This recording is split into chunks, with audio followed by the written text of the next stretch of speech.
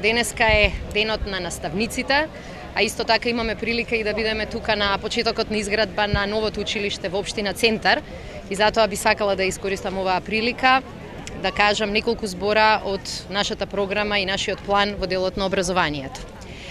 Не е возможно да имате добро и квалитетно образование доколку немате мотивирани, добро наградени и ценети наставници. Затоа новата влада на СДСМ ќе ги покачи платите на целиот наставен кадар. И во првите 2 години ќе обезбедиме почетничката плата на наставник да изнесува најмалку колку просечната плата во Република Македонија. Ниту еден наставник во нашата држава да нема плата пониска од просечната. Дополнително наставниците ќе ги ослободиме од сите непотребни административни обврски кои го земаа нивното време и им представуваа само притисок во работата.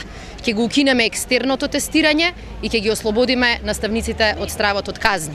Само на таков начин, со мотивирани наставници, со ценети наставници, со наставници кои се посветени на децата и на нивното знаење, ќе добиеме образование добро за 21. век. Ви благодарам и повелете ако има прашања.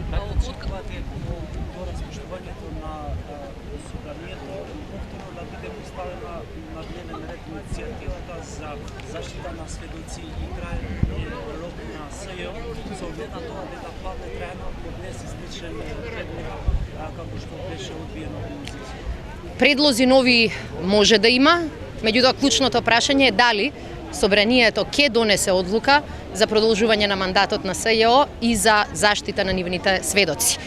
Она што станува јасно е дека владеачките партии се плашат и бегаат од цела истрага во врска со прислушкувањето и сите предмети кои произлегаа од прислушкувањето. 10 години Груевски бега од дуели. 10 години ВМРО ДПМН бега од соочување. 10 месеци Груевски бегаше од анкетна комисија за прислушкувањето во собрание.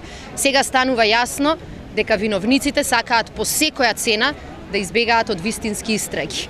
Само луѓе кои што се со двете раце во криминал може да кажат не на закон со кој што ќе се заштитат сведоците кои што може да дадат информации и докази за сериозен криминал и сериозна корупција. Со ова ВМРО ДПМН па и ДУИ, владеачките партии во Собранието на Република Македонија покажаа дека се во служба на криминалот, а не во служба на правдата.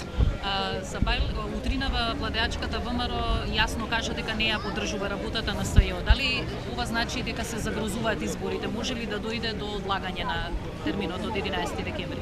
Ние се подготвуваме за избори на 11 декември, заради тоа што сметаме дека на тој ден граѓаните ќе кажат свое мислење и за прашањето на СЈО, и за прашањето на потребата од правда во оваа држава.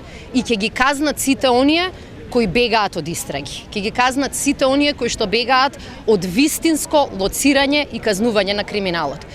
Заради тоа, мислам дека ова што вчера и денеска го прави ВМРО ДПМН, но и други партии во Македонското собрание, покажува каде треба да го бараме криминалот и корупцијата во Македонија. Како ги коментирате владините мерки за зголемување на бројот на вработени, ако паралелно со тоа Светска банка и ММФ не обвинуваат дека ПИОМ е пред колапс?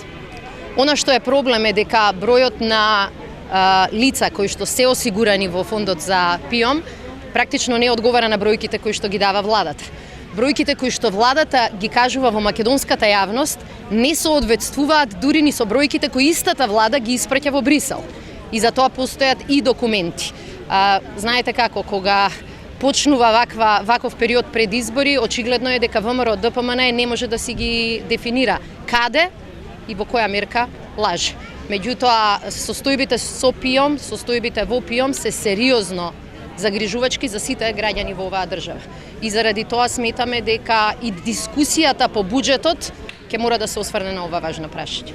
Ви благодарам. Чекате само сега да прашам. Со оглед дека сме века се собрани за поставување на нов канон темелник на основно училиште, што мислите вие за најавата на председател на ВМРО ДПМН за отварање на новите 140 градинки? После 10 години отварање нови споменици и инвестирање и давање пари за барок фасади, навистина не е веќе смешно. Страшно е што Груевски сега, после 10 години власт, му текна да најавува изградба на градинки. Може би да почнеше со градинките пред 10 години, со вистински приоритети и вистински инвестиции, немаше толку деца со нивните родители да ја напуштат државата. Се работи за уште една кампања во која што тие ќе ги повторуваат истите надградени лаги, а на крај ќе остане само уште недоплатениот барок и споменици.